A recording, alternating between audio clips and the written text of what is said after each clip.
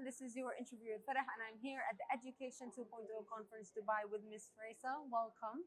Can you please introduce yourself and your organization? Yes, my name is Raisa Razak, and I run a company called Stepping Through. I'm a NLP practitioner, and I do personality assessments, which are science-based.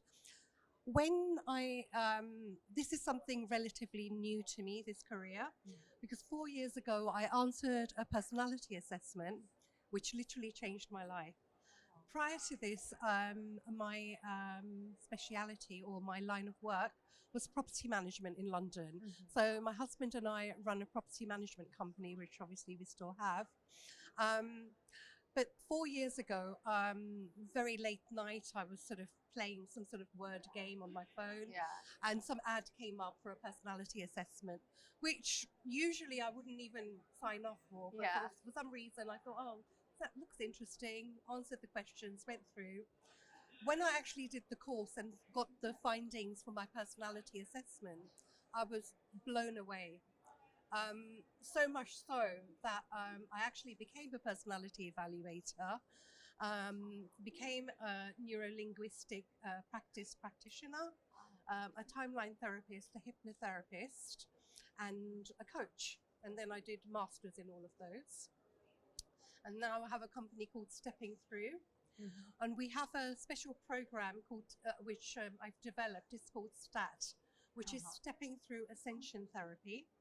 And we use the personality assessment and all of the other principles, whether it's timeline therapy, hypnotherapy, or NLP, or indeed spiritual alter technology or the harmonic scales. And we combine these to be able to help the person to step into the best version of themselves. That's such a crazy career shift, and all because of an ad. All because of an ad. But you know, they say things happen for a reason. 100%. You know, and you don't actually realize, you know, how something so could bizarrely change your life. And if you told me this before, that I would be training to do something completely different, I wouldn't have believed you. Definitely, I'm sure. And I wasn't even in that frame of mind, you know, where I was really thinking, oh, I'm going to change. I just thought, you know, this is going to be it for the rest of my life. I was sort of complacent and, you know, just going along with it. But it's just that what was picked up on the personality assessment, it was so surprising to me that these questions could pick up so much information about you. Because the questions aren't really, they seem like very basic or general. General questions, absolutely. They seem very general. They're not really asking you very personal details or anything. But because of the way they're designed by the psychologists, they really do pick up different areas of your life. Of course. And then the lowest point you have to address, and that changes your life to a large degree.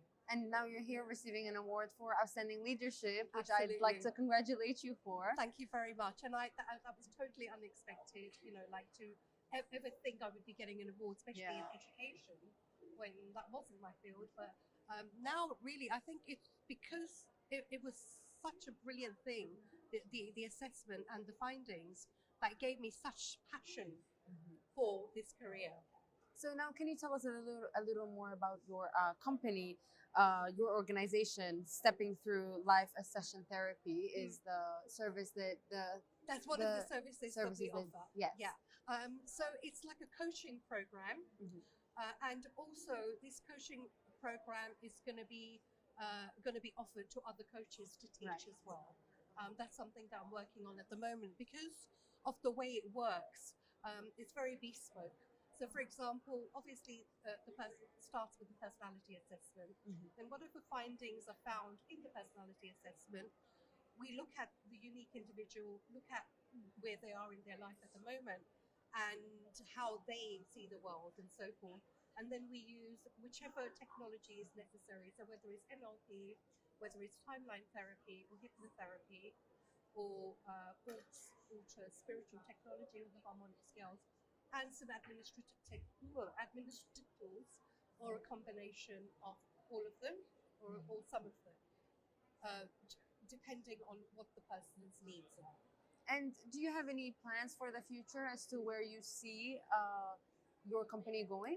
Well, inshallah, I see the company developing in this area of offering courses and it being, like an organization where a lot of coaches and facilitators and things would be able to do, be able to offer stepping through ascension therapy, to be able to, really offer a bespoke program, to be able to help every individual and lots of individuals in the world into stepping through into the best version of themselves. And could you tell us what inspired your recently published Stepping Through Light and Shadow journal? Okay, so what inspired my journal was I found that when I have clients and we're coaching them and so forth, I was getting them to write down their feelings. And I was getting them to write down inspirational feelings, so the light side of ourselves, exactly what we're what makes us happy, what we're what we're grateful for, what great things that are happening in our life. And then I was also asking them to write down some of our negative thoughts. Some of the thoughts that maybe you don't even want to tell yourself. Right. And sometimes, all of us as human beings, we deal with this in quite a different way. Like some of us brush our maybe shadow thoughts, if you like, under the carpet. Yeah. Some people try and deal with them and some people think I'm not having any shadow thoughts, which is not very healthy either. Sometimes it's better, like we don't know we have a problem until, a problem cannot be sorted out until you realize you have a problem. Yeah. So once you actually look at something, the solutions are simple, but it's just actually knowing. And so I found that it really, really helped with that. And then, so I decided to write a journal.